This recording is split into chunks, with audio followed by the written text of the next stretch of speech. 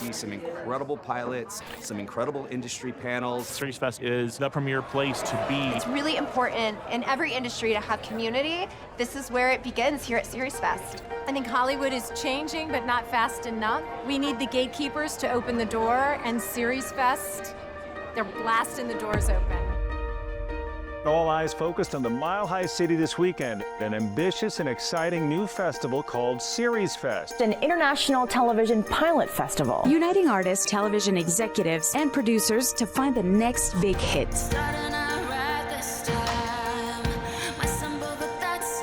Finally, there's an independent avenue for people who want to just go into the TV business.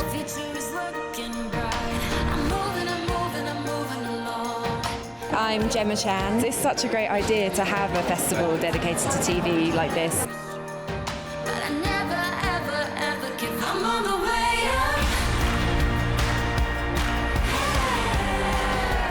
First, we're going to kick it off with our third annual Pitch-a-thon. I love that you have pitch sessions here because that is the one thing they don't teach you in film school, they don't teach you in college, and it turns out to be probably the most important function of creating a show and getting it on the air.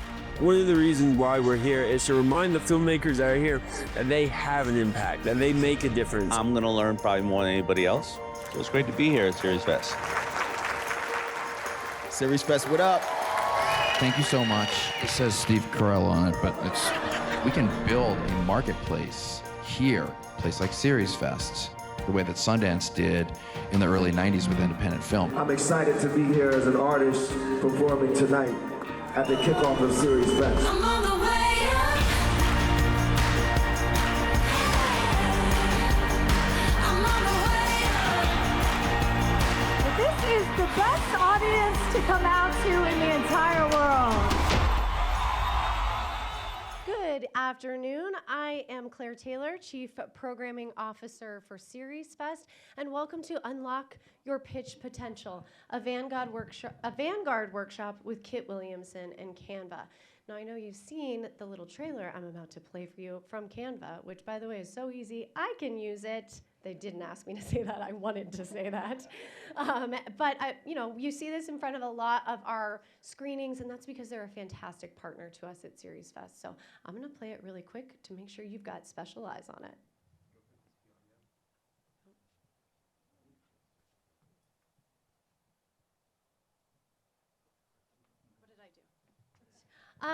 Before we get started, I want to not only emphasize what fantastic partners Canva are to SeriesFest, but specifically our Vanguards program, which is actually something that we're doing year-round. We have done virtual workshops with David Diggs, Patrick McManus, Sue Ann Pien. We did one with Michael Rucker in person here last year at the festival. And this year's Vanguard at SeriesFest Season 11 is not only a fabulous friend, but an incredibly successful creator, Mr. Kit Williamson, who you'll hear from today. But first up, to introduce Kit, please, please, please, huge, huge round of applause for this woman, because she works so hard to be such a great partner. Listen to me, I'm choking up. Kate Marsden, Global Head of Brand Partnerships and Design School for Canva. Yay, Kate! Thank you, Claire. Hello, SeriesFest. It's so good to be here. As Claire said, I head up Global Brand Partnerships and Design School at Canva.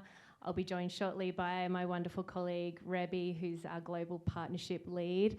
And before I bring Kit up, just a bit of context as what this session is going to be all about. And it's actually come from feedback directly from people like yourselves. So Canva's been active in entertainment for a few years now. And as we started to get to know the industry more and learn more about specifically pitching and that pitching process, two things became really apparent to us. Number one, and this is no news to any of you, was how important a quality pitch and a quality pitch deck is. It's absolutely critical to whether a project is going to get greenlit or not. And certainly the ways that Canva could help empower you all in that process started to become more apparent to us. And secondly, though, what became apparent, it was actually a bit of a surprise to us, was even though pitching was such a critical part of the process, film schools didn't seem to be teaching people how to pitch. It was kind of shrouded in secrecy about what should go in a pitch. There was confusion about, what goes in a live pitch versus a leave behind, and people were wanting to see successful pitch decks. So when creating sessions like this, people like yourselves have told us, hey, Canva, we want to meet and hear from seasoned professionals who have successfully pitched. We want to see their pitch decks. Take us under the hood of what makes a successful pitch deck.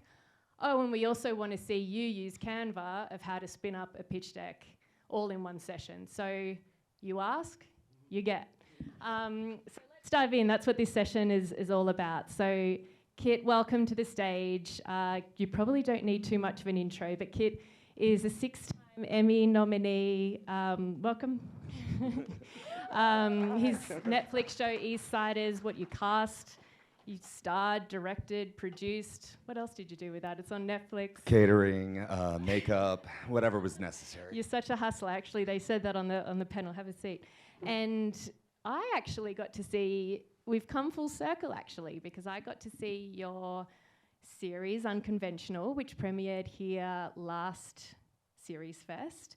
And it's kind of a full circle moment, because here we are 12 months later, and we're about to unpack that exact pitch deck of Unconventional in front of everyone here. So it's funny how the world works. Absolutely, I'm so happy to be here. I'm so happy to be working with y'all to spread the word about Canva. I use Canva, so when they asked me to do this, I was like, I got you. I know, I'm up in Canva every day.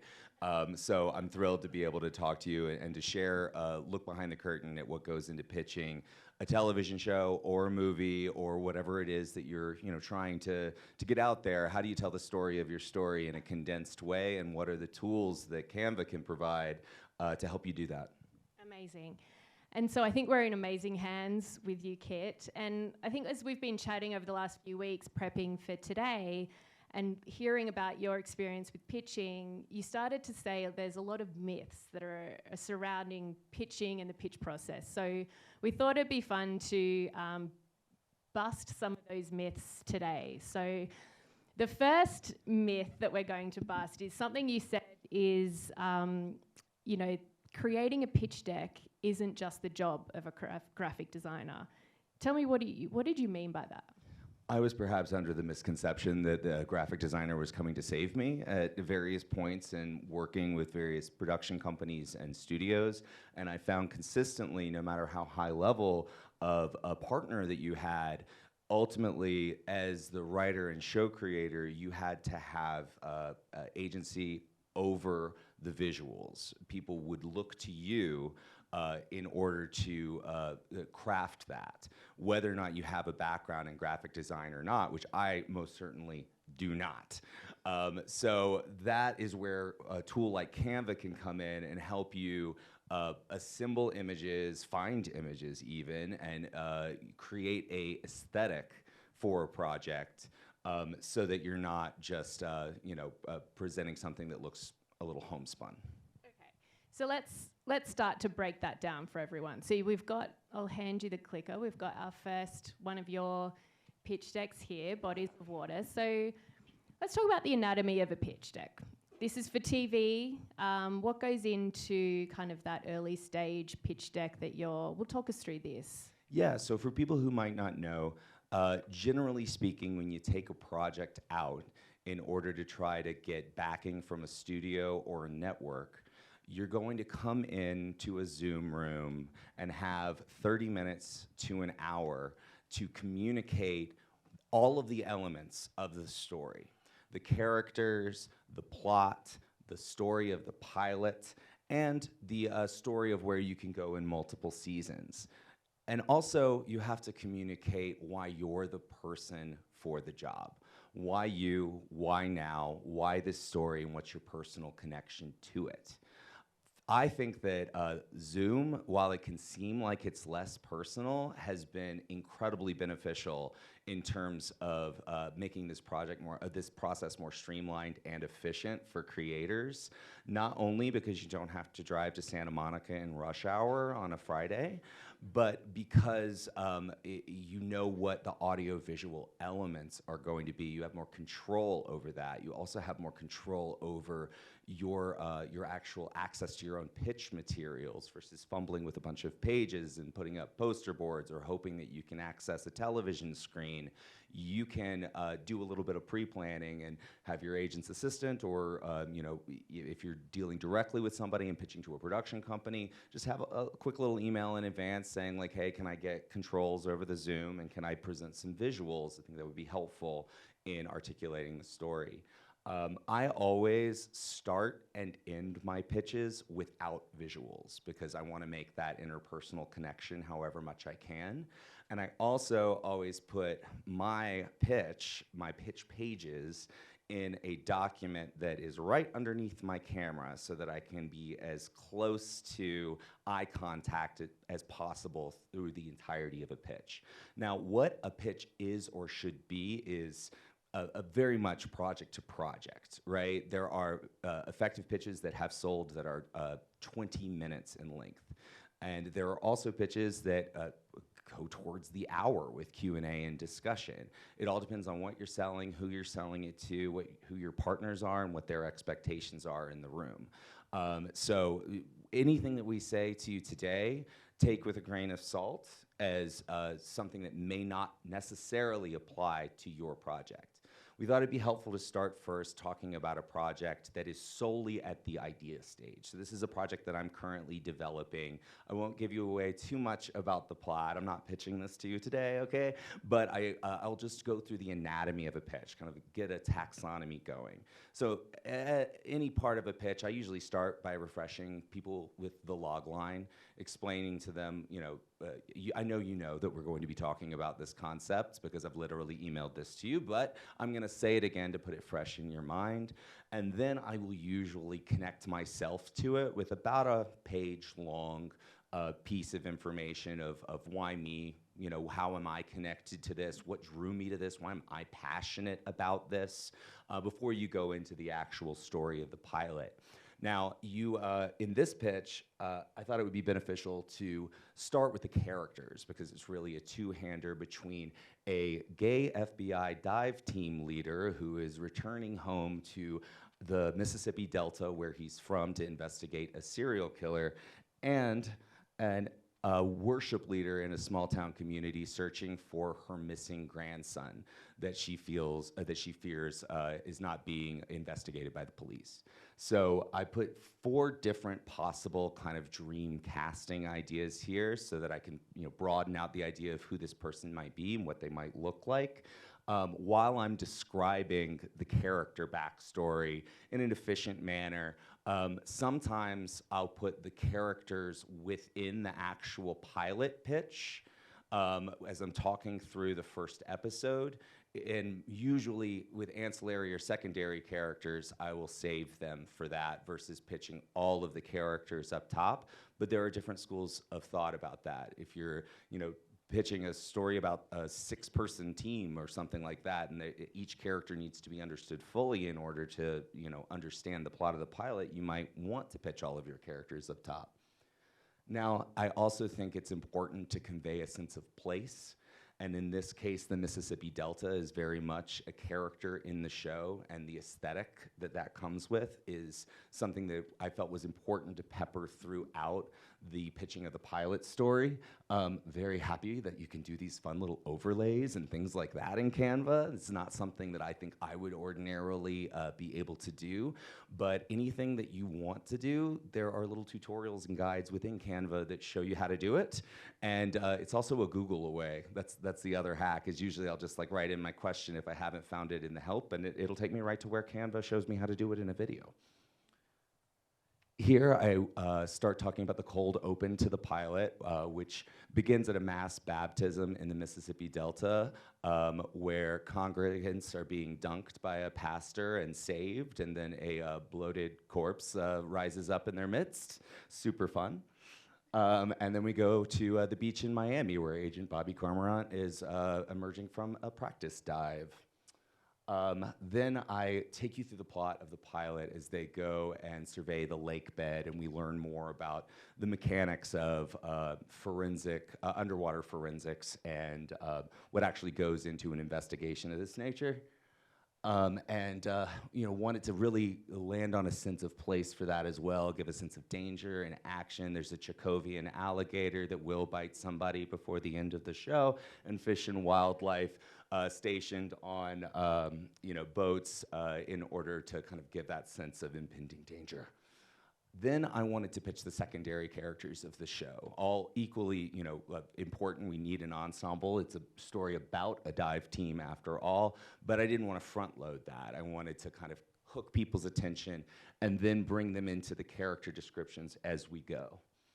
And then we continue with our description of our cold open to the pilot specifically, and also how we would visually represent these underwater dives with helmet-mounted sonar, taking images to a ground team that are able to communicate with the divers on the shore.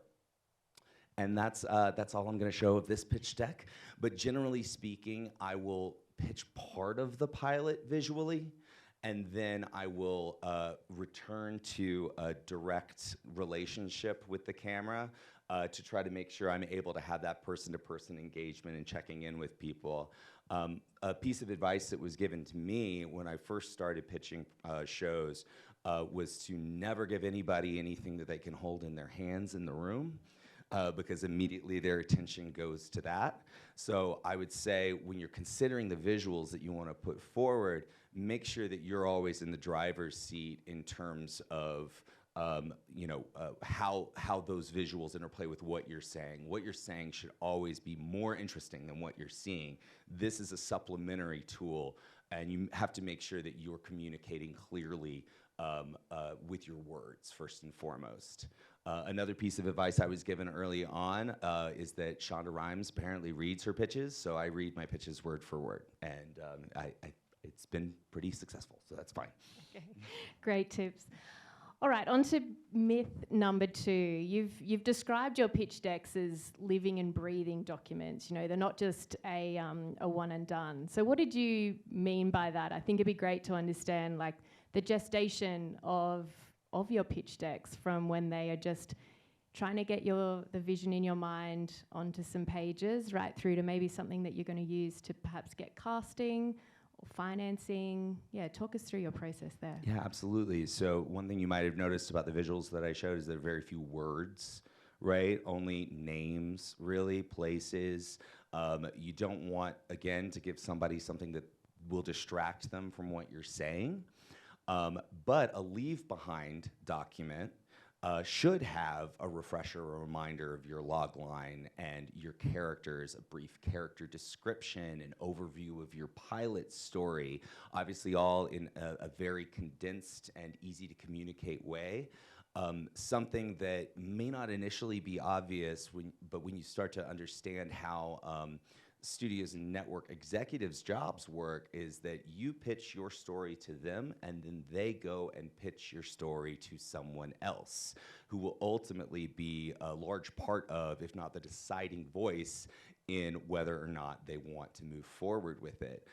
Oftentimes at weekly meetings where committees come together and talk about all the projects that these individual executives have been pitched that week.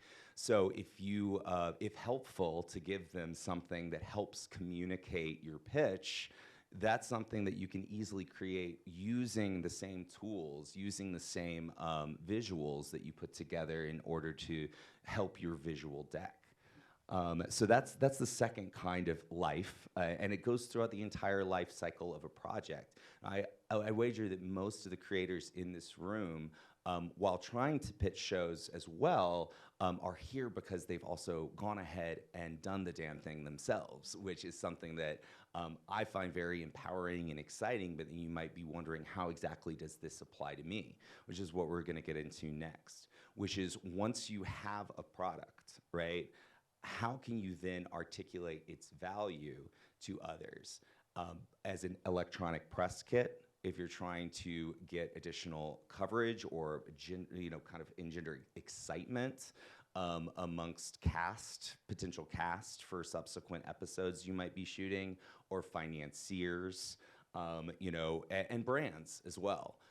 So I'll show you a little bit of something that I've put together that's sort of my spaghetti at the wall deck right now, just because it's a lot of different elements that you might be served to omit from certain decks or expand upon in others, depending on what your goal is.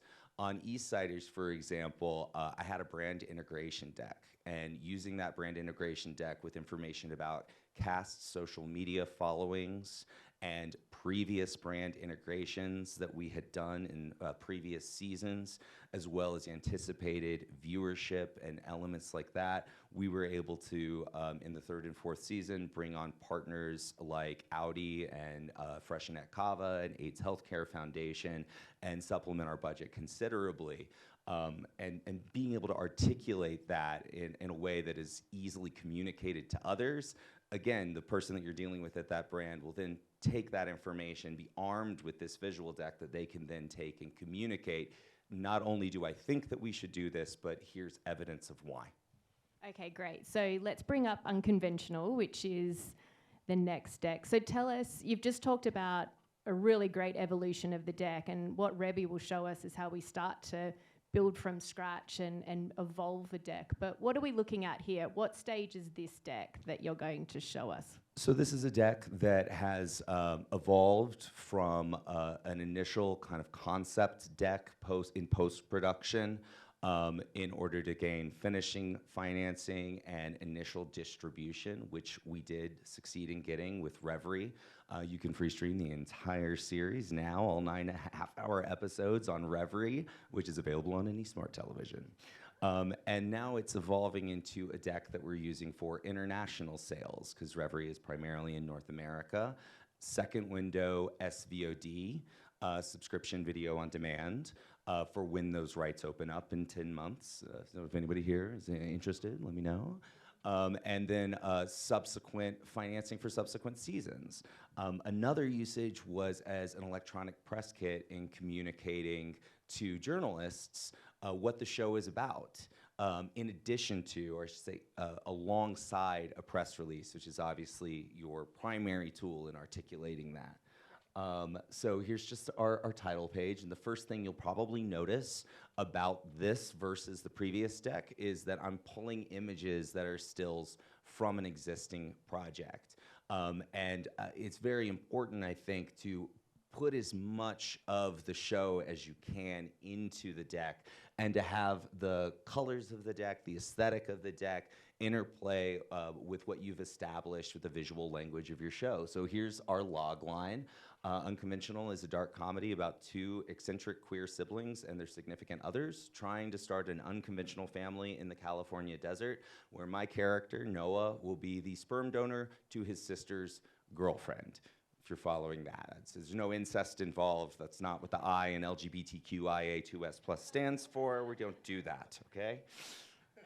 And then immediately I wanted to showcase some of our cool guest stars that we have recurring in the show, like Kathy Griffin and Willem from RuPaul's Drag Race, and also kind of like a statement of intent up top, like, hey, here's why you're reading this. This is what you are reading this to consider, which is international rights and second window SVOD. And then we're not going to necessarily play the trailer. You can watch that online if you would like. But I really love that Canva gives you the ability to embed video into your presentations. And this specifically is a tool that's useful when you're sending a link to your pitch decks, right? This is not a function that would exist in a PDF, but also it's very efficient and convenient to be able to just send somebody a link to look at a series deck versus asking them to download a large file from your Google Drive. So I always send links to these kinds of things. And then here, trying to also, first selling point, right, is the cast. Look at all these people. They're so cool. You recognize some of their faces, and hopefully you can read their names and recognize them there, or see what awards they've been nominated for, and trying to do it as in brief as possible, right? And then an overview of exactly what you're buying, which is 9 half-hour episodes of a single season of television. And then I tried to kind of tease at certain storylines that you might see in the show coming up. You know, Kathy Griffin's, she's drinking vodka. And oh no, there's 3 boys in bed. But people are also sad. They're sad sometimes too. And then selling the setting. Again, you know, thinking about the aesthetic of the show, where your show is set, and what is the visual language of your show. We shot on location in Joshua Tree in Palm Springs. I think that's unique. It's a selling point of the show because, generally speaking, something that doesn't go the independent route, generally shooting on location on a soundstage in Los Angeles or Atlanta or a place where they don't have access to this kind of production value. And then it's also kind of sexy, you know, and we're really gay. And so those are selling points of the show, trying to show that it's an unapologetically queer show that's not going to shy away from a 360-degree kind of representation. We're not shying away from any part of the human experience. And then this is something that may or may not go in a pitch like this, but I thought it would be useful to include in this presentation. An overview of the pilot, right? Using visuals from the show and a written description. Now, this is coming alongside a sizzle trailer, which is embedded in the actual pitch deck. It's also coming with the screeners in the body of an email. You can also link your screeners within this as well. Though I do like putting it in the body of the email because really ultimately, as useful as this is, the #1 selling point of a show that exists has to be the show itself. So all of this is an ad, essentially saying, like, don't you really want to watch those screeners I sent you? Just take the time, please. Then we get more into the plot and tease additional elements that are going to come into the show in series. And then this is just one example of a character slide. That's something that I would generally at least include your leads in something like this, especially if it's like an EPK where you're really trying to do a deep dive and get interviews for individual cast members. Now, depending on, again, on your goal, like who is this going to, this might be the first thing out of the gate. Right after your sizzle trailer, you might want to show the press that you've gotten already, because people really like to bandwagon, right? Like everybody wants to write about something that other people are writing about. It's very difficult to get somebody to break the ice. And then you might also include pre-existing press from other projects, right? So here's a link to some press about me, a talk show appearance that I did, and when I had crisis blonde hair. And trying to like kind of explain the story of who it is that you are backing if you were to back this project, or for those that might not be familiar with your previous work, what else they might be able to then link out to. These are all links, so you can click on those and you can read the previous press.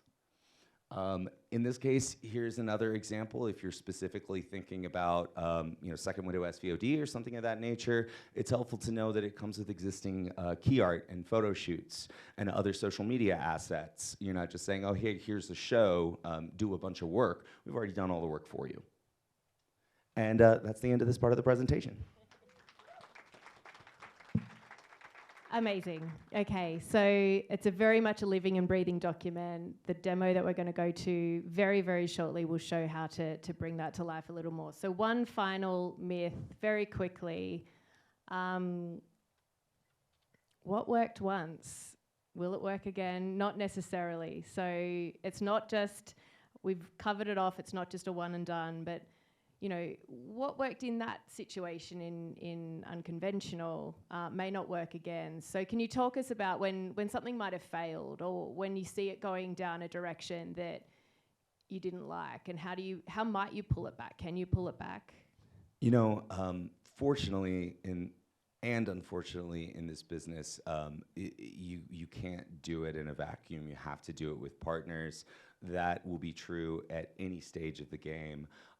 One anecdote that I can share is that I had a project set up at a major studio that granted, involved a lot of complicated world building. They were super jazzed about my 25-minute pitch, and then in preparation to take it out to market, they kept adding more and more detail to it as more and more cooks got in the kitchen, and the same thing happened to the visual deck. And by the time we actually took it out, we took out a 45-minute pitch with a 50-page deck that played during the entirety. And I knew it was a mistake, but I'm also dealing with people that I didn't necessarily feel I was in a position to really push back too hard against. But in retrospect, perhaps I should have, because I saw that show not selling, and I saw the light and the enthusiasm that it had sparked in conversation dim as we added more and more elements. So sometimes less really is more. I'm also very wary of any time somebody tells you this is the format of a pitch, right? You will hear that from a lot of people because it's worked for them in the past.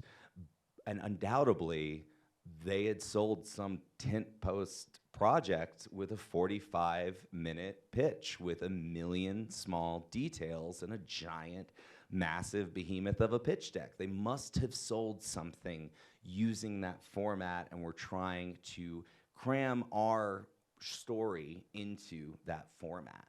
And in this case, it was unsuccessful, right? But you hear from people all the time, like, what is the length that a pitch should be? And I would just encourage everybody to answer that question for yourself and say the length that the pitch should be is the length of time it takes for you to effectively communicate what you want to communicate or what you need to communicate. A show Bible is different from a pitch, right?